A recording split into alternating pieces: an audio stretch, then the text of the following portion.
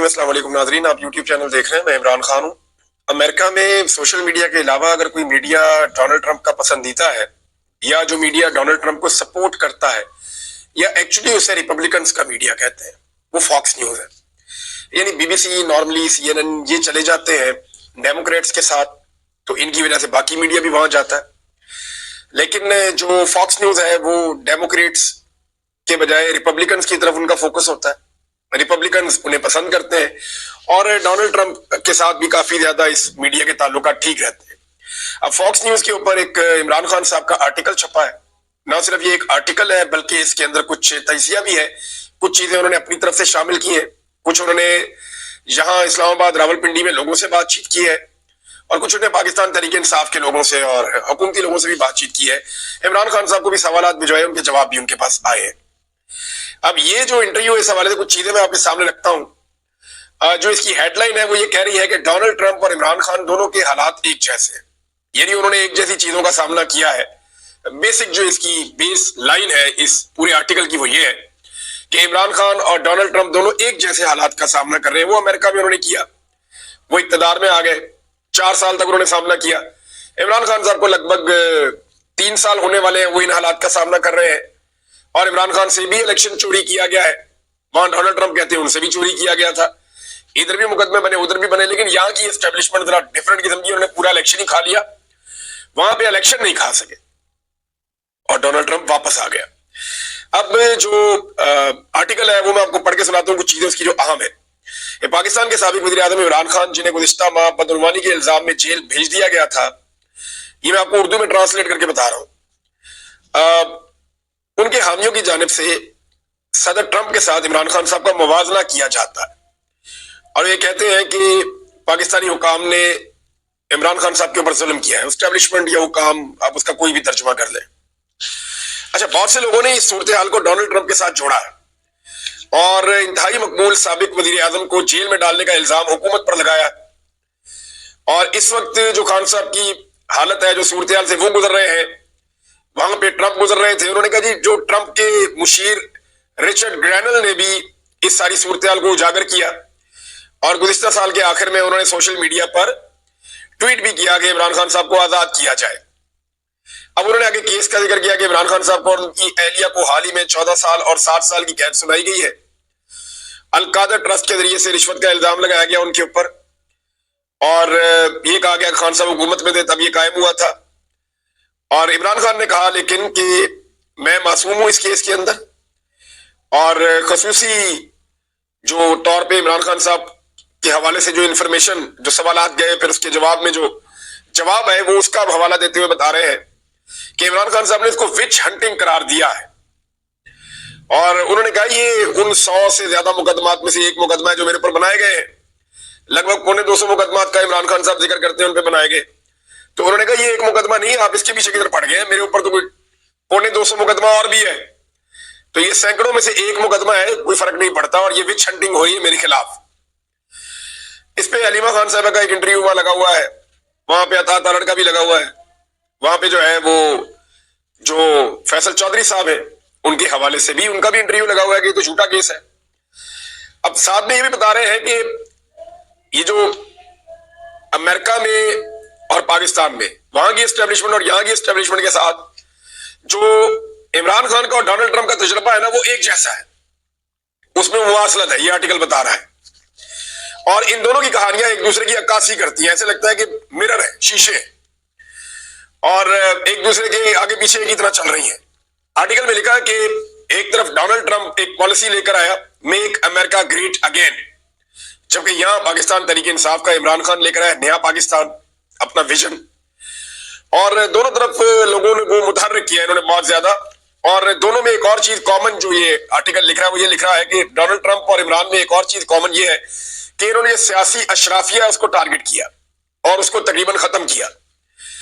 اور دوسری طرف انہوں نے توجہ دی جو ایک ایوریج درجے کا عام آدمی ہے پاکستان کا، عمران خان نے یہاں اس کو توجہ دی، اور ڈونلڈ ٹرمپ نے بھی وہاں پہ عام آدمی کو متاثر کیا، اور جو ایک پولیٹیکل اشرافیہ ہے اس کے لیے رستہ انہوں نے روکا ڈونلڈ ٹرمپ نے. عمران خان نے بھی یہاں پہ یہی کیا. پھر یہ آگے تجزیہ لیتے ہوئے لکھ رہے ہیں، مختلف جگہوں سے انہوں نے انٹرویوز بھی لیے اور اس میں یہ بتا رہے ہیں کہ عمران خان تمام نسلی گروہوں اور مذہبی فرقوں کے بہت سارے جتنے بھی الگ الگ ہجوم ہے یا جتنے بھی گروہ بندی ہے یا فرقہ بندی ہے، چاہے وہ مذہبی گروہ ہے چاہے وہ طبقات ہیں، وہ کہہ رہے ہیں جی ہم نے دیکھا کہ عمران خان سے زیادہ ہجوم کسی کے ساتھ نہیں ہے، ہم نے کبھی کوئی ایسا لیڈر نہیں دیکھا جس کی اتنی نچلی سطح تک حمایت ہو، یعنی وہ اتنی جڑیں اس کی گہری ہو گئی ہیں عوام کے اندر کہ ہر طرف اس کی جڑیں، عام آدمی چاہے وہ ایک دکاندار ہے چاہے وہ ایک تاجر ہے چاہے وہ ایک مزدور ہے چاہے وہ ایک کسان ہے، وہ عمران خان کے ساتھ جڑ گیا ہے پاکستان میں، اور یہ ایسا پہلی دفعہ ہو رہا ہے، یہ بھی وہاں پہ کلیم آرٹیکل کے اندر آیا، اور یہی اس کی خوبصورتی ہے، اور ساتھ اس امید کا بھی اظہار کیا گیا ہے کہ عمران خان اقتدار میں واپس آئے گا تو ملک کو بہتر بنا دے گا۔ اچھا، پاکستان کی ہنگامہ خیز سیاست میں بعض تجزیہ کاروں نے یہ دیکھا کہ نارملی پاکستان میں جو حکمرانی کی کنجی ہوتی ہے وہ اللہ، فوج اور امریکہ کے پاس، وہ ٹرپل اے کہتے تھے نا، اللہ، آرمی اینڈ امریکہ، تو یہ جو چابی اقتدار کی ہے یہاں پہ ہوتی ہے پاکستان کے اندر نارملی۔ تو ٹرمپ کے دفتر میں واپس آنے کے بعد پاکستان کے اندر یہ امید پیدا ہو چکی ہے کہ اب عمران خان صاحب کی رہائی پر مجبور ہو جائے گی پاکستان کی اسٹیبلشمنٹ۔ ٹرمپ اور عمران خان کے درمیان دوستانہ تعلقات ہیں۔ ٹرمپ نے ڈیوس میں 2020 کے ایک فورم میں عمران خان کو کہا کہ یہ میرا بہت اچھا دوست ہے، اور اس کے بعد انہوں نے کہا ان دونوں کی پہلی ملاقات جولائی 2019 میں واشنگٹن میں ہوئی تھی، جسے اس وقت امریکہ اور پاکستان کے تعلقات کی بحالی سمجھا جا رہا تھا۔ پھر اس کے بعد انہوں نے کہا جی کہ ٹرمپ کے جیتنے کے بعد بھی رچرڈ گرینل نے ایکس کے اوپر لکھا واچ پاکستان، اور ساتھ یہ بھی انہوں نے لکھا کہ بالکل جیسے ڈونلڈ ٹرمپ کے ساتھ ہوا، ٹرمپ جیسا لیڈر جھوٹے الزامات کے تحت وہاں پہ بھی جیل میں ہے۔ اب لوگ جو ہے وہ امریکہ میں آنے والی تبدیلی کے بعد زور دے رہے ہیں کہ باقی دنیا کے اندر بھی سیاسی مقدمات اور مداخلتیں جو ہیں ان کو بند کیا جائے۔ عمران خان صاحب کے حوالے سے کچھ سٹیٹمنٹس ہیں، کیونکہ یہ میں اسی لیے اس کو کہہ رہا تھا کہ عمران خان نے ایک انٹرویو دیا ہے تو اس میں جو عمران خان والا حصہ ہے وہ میں آپ کے سامنے رکھتا ہوں۔ وہ تو ویسے آرٹیکل بہت لمبا ہے لیکن اس کا ایک حصہ میں آپ کے سامنے رکھ دیتا ہوں۔ عمران خان نے کہا کہ میری خواہش ہے اور میں یہ نتیجہ اخذ کر چکا ہوں کہ ہمیں لوگوں سے مدد لینے اور قرض وغیرہ مانگنے کے بجائے خود کفالت پہ توجہ کرنی ہوگی مرکوز، اور پائیدار معاشی ترقی استوار کرنے کے لیے اپنی پاکستان کی جو صلاحیتیں ہیں ان سے فائدہ اٹھانا پڑے گا۔ ہمارے پاس 25 کروڑ کی آبادی ہے اور یہ ایک بہت بڑی اسٹرینتھ ہے ہماری۔ پھر انہوں نے کہا کہ جو چیزیں ہمارے پاس بہتر ہیں ان چیزوں کو ہم عالمی سطح پہ اجاگر کر سکتے ہیں، سامنے لا سکتے ہیں، نئے مواقع پیدا کر سکتے ہیں، وسائل پیدا کر سکتے ہیں، تجارت کو بڑھا سکتے ہیں، سرمایہ کاری کے لیے ہمارے پاس بہت کچھ ہے، افرادی قوت ہمارے پاس بہت زبردست ہے، اور ہمارے یہاں پہ معدنیات ہیں، بہت سارے وسائل ہیں۔ تو عمران خان صاحب نے کہا کہ ہم بین الاقوامی جتنے بھی شراکت دار ہیں ان کو اور اپنے لوکل لوگوں کو یکساں فائدہ پہنچا سکتے ہیں پالیسیز کو بہتر کرتے ہوئے۔ تو مانگنے سے تو قوم نہیں بنے گی، یہ عمران خان صاحب پہلے بھی کہتے رہے کہ اس وقت میری قوم کے ساتھ کیا ہو رہا ہے، اور اس کے لیے وہ ذمہ دار ان قوتوں کو سمجھتے ہیں جو یہ کر رہی ہیں۔ پھر عمران خان صاحب نے کہا مجھے پختہ یقین ہے کہ سچائی اور انصاف اور جب تک میری سانس ہے میں اس مقصد کے لیے اور عوام کی خواہشات کی عکاسی کرنے والے پاکستان کے لیے لڑتا رہوں گا، یعنی میں بہتر پاکستان کے لیے جہاں پہ لوگوں کی بات مانی جائے اس پاکستان کے لیے میں لڑتا رہوں گا، عمران خان صاحب نے کہا۔ اچھا، ایک چیز میں آپ کو، کیونکہ یہ امریکہ سے آرٹیکل ہے اس کا امپیکٹ ہوگا ریپبلکنز کے اوپر، اور کیونکہ ڈونلڈ ٹرمپ کا ہی یہ سمجھا جاتا ہے کہ ان کا پسندیدہ میڈیا ہے، تو مے بی اس کے آرٹیکل کا امپیکٹ ہو امریکہ میں، پہلے تو ہوتا رہا ہے، بہرحال باقی بعد میں دیکھتے ہیں۔ اب یہاں میں آپ کے ساتھ ایک خبر اور شیئر کرنا چاہتا ہوں، یہ سینئر صحافی جنید سلیم صاحب نے یہ خبر دی ہے۔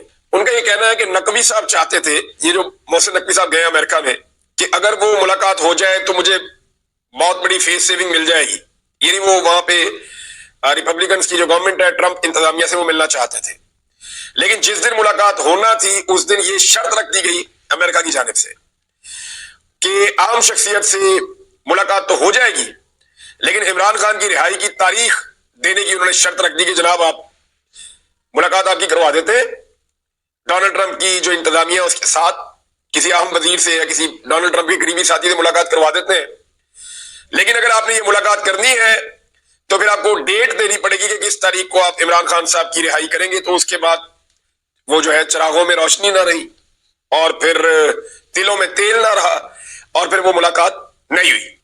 کیونکہ ابھی ہم پاکستان سے باہر بات کر رہے ہیں تو شہباز گل صاحب پہنچے تھے جرمنی, وہاں پہ ان کے ساتھ ایک ایشو بھی ہو گیا تھا, پھر وہ اٹلی چلے گئے, اور اٹلی میں جو اوورسیز پاکستانی ہے انہوں نے بہت بڑا پاور شو کیا.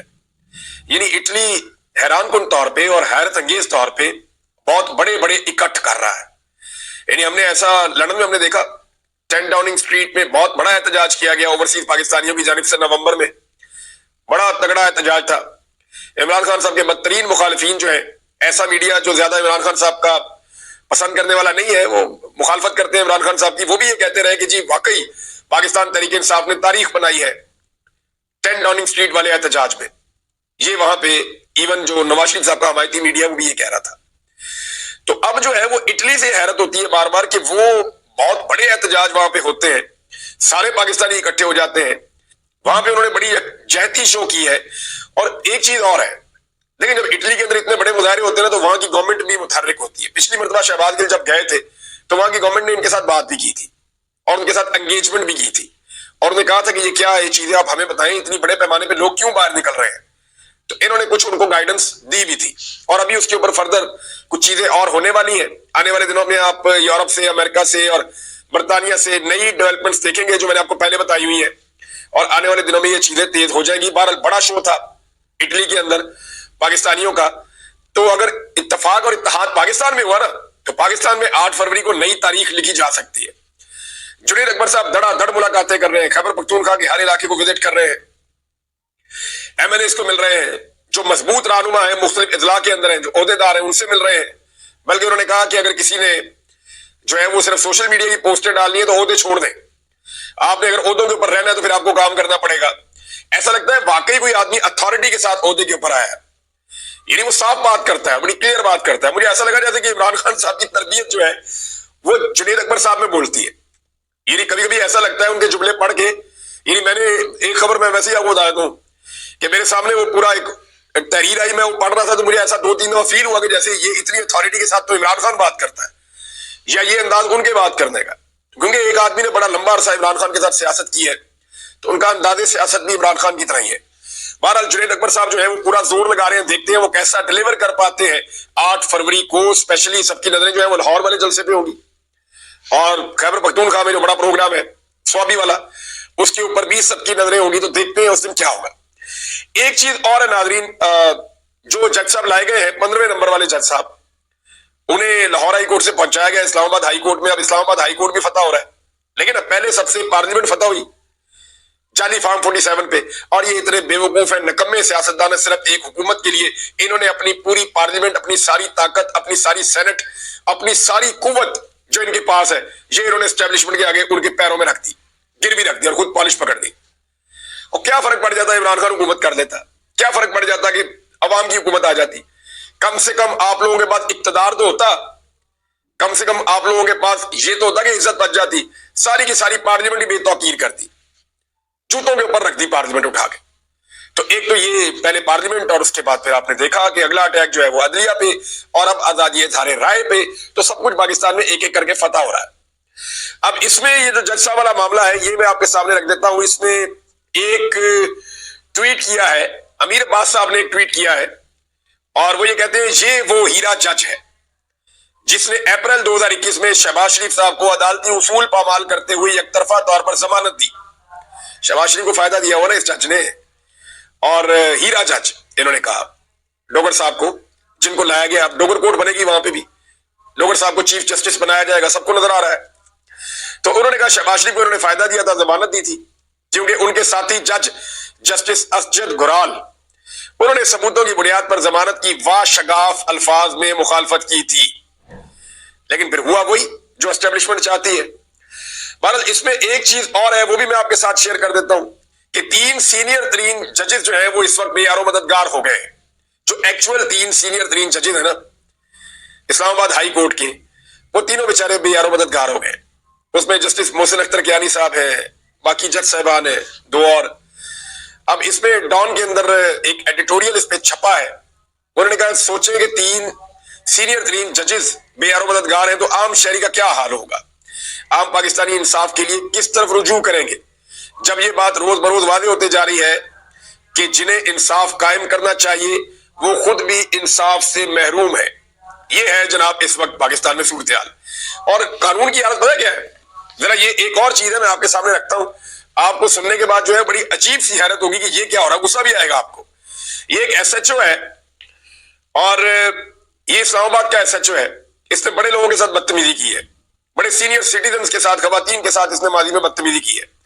یہ اشفاق وڑائچ اس کا نام ہے. یہ ایس ایچ او تھانہ سیکریٹریٹ اسلام آباد ہے. اور اس نے مسجد میں جا کے اعلان کیا. ذرا اعلان دیکھیں آپ. اعلان کر رہا ہے کہ اگر کسی کا بچہ پتنگ بازی کرتا ہوا پکڑا گیا تو اس کے باپ پر پرچہ دوں گا, سڑک کے درمیان میں کھڑا کر کے جوتے ماروں گا.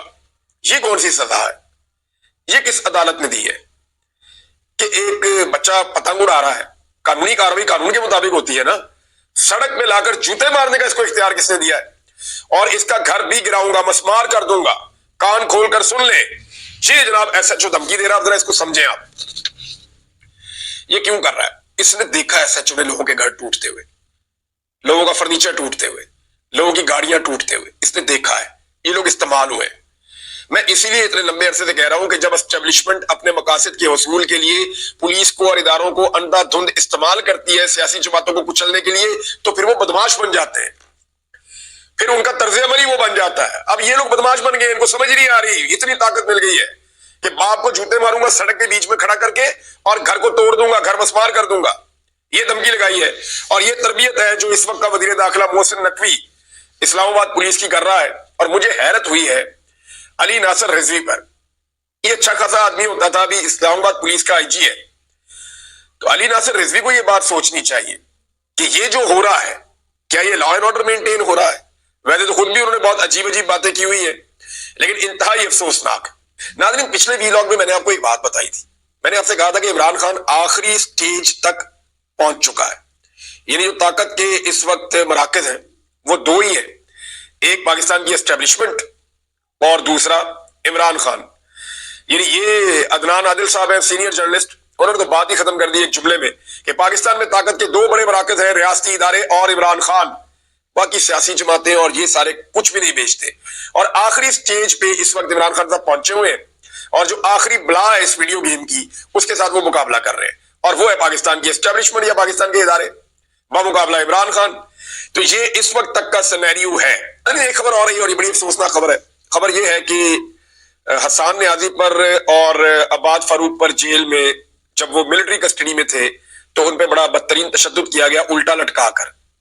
اور شاہد اسلم صاحب نے یہ خبر دی ہے, اور انہوں نے بتایا کہ خبر ایسے انہوں نے دی کہ انہوں نے کسی طرح کسی سے بات چیت کر کے ٹیلی فون کا بندوبست کر دیا تھا, فون کا. اب پتہ نہیں انہوں نے استعمال کیا یا نہیں کیا, لیکن جنہوں نے ان کو فون دیا تھا ان میں ایک خاتون نرس اور دوسرا جو وہ ملازم تھا, ان دونوں کو بھی سزا ملی ہے. اور حسان نیازی اور عباد فاروق کو الٹا لٹکا کر بدترین تشدد کیا گیا. آپ اندازہ کریں کہ کیسی ظلم اور بربریت کی فضا ہوگی وہاں پہ جہاں پہ ان لوگوں کو رکھا گیا ہوگا, اور کیسی تکلیفیں انہوں نے برداشت کی ہیں. قاسم سوری صاحب کا ناظرین ایک ٹویٹ آیا ہے اور انہوں نے ایک نیا انکشاف کیا ہے. یہ انکشاف آپ سنیں, آپ کو حیرت ہوگی کہ معاملہ کس طرف جا رہا ہے, لوگ کتنے ڈرے ہوئے تھے. وہ کہہ رہے ہیں انتہائی افسوسناک خبر ہے, 26 نومبر کو احتجاج میں بلوچستان کے تیسرے کارکن کی شہادت. ضلع چمن سے تعلق رکھنے والے شہید حکمت اللہ ولد نظام دین جو کہ محمود آباد, پشتون آباد, کوئٹہ سے پارٹی قافلہ کے ساتھ اسلام آباد گئے تھے. 26 نومبر کو انہیں ڈی چوک پر رینجرز نے گولی مار کر شہید کر دیا. ان کے ساتھ جانے والے دوستوں نے ان کے گھر والوں سے رابطہ کیا. شہید کے گھر والوں نے ان کی میت اسلام آباد میں موجود دوستوں کی مدد سے چمن لائے, اور ریاستی فسطائیت کے خوف سے شہید حکمت اللہ کی خاموشی سے تدفین کر دی. ان کے بھائی رحمت اللہ نے بتایا کہ انہیں پیسوں کے لالچ ہے اور نہ ہی ان کے پاس کسی چیز کی کمی ہے. بھائی کی شہادت کے حوالے سے معلومات فراہم کرنی تھی, اور ان کا کہنا تھا کہ بلوچستان ضلع پشین میں شہید احمد ولی کی فاتح پر پولیس کے چھاپوں کی وجہ سے انہوں نے خاموشی اختیار کر رکھی تھی تاکہ مزید بربریت سے بچ سکے. یعنی وہ تو پھر فاتح خوانی نہیں کرنے دیتے تھے نا, وہ تو جو شہید ہو گیا اس کی بھی وہ تذلیل کرتے تھے وہاں پہ پولیس والے. تو اس ڈر سے انہوں نے بتایا نہیں کہ ان کا بندہ شہید ہو گیا ہے. انہوں نے کہا کہ حکمت اللہ کی 11 مہینے پہلے شادی ہوئی تھی. انتہائی افسوسناک خبر ہے, 26 نومبر کو شہید ہونے والے ایسے کتنے نہتے بے گناہ جوان ہوں گے جن کے اہل خانہ اپنے بچوں کی گمشدگی اور شہادت کو ڈر کی وجہ سے ابھی تک سامنے نہیں لا سکے. چلے ڈر یہ جو ہے وہ اس فیملی کو تو ہے، یہ بڑا افسوسناک واقعہ ہے، قاسم سوری صاحب نے اس کو رپورٹ کیا ہے، پاکستان تحریک انصاف کو اس معاملے کو اٹھانا چاہیے، وہاں جا کر یہ سارا معاملہ دیکھنا چاہیے۔ لیکن سوال ایک اور بھی پیدا ہوتا ہے کہ جو لوگ لاپتہ ہیں ان کے حوالے سے پاکستان تحریک انصاف کو تو ڈر نہیں ہونا چاہیے نا، وہ تو ڈیٹا سامنے لے کر آئے، بتائے۔ عمران خان صاحب کے واضح احکامات کے باوجود ابھی تک پاکستان تحریک انصاف ڈیٹا سامنے نہیں لے کر آئی۔ ناظرین ایک انفارمیشن اور ہے، میں آپ کے ساتھ شیئر کروں گا، اور وہ جناب لال ٹوپی والے جو ہیں اسٹیبلشمنٹ کے ایک ٹاؤٹ مولوی صاحب، انہوں نے بڑا عجیب و غریب ایک مذہبی ٹچ دے کے اسٹیٹمنٹ دے دیا ہے، لیکن نیکسٹ ویلاگ میں۔ اب تک کے لیے اتنا ہی، اپنا خیال رکھیے گا، اپنے چینل کا بھی۔ اللہ حافظ۔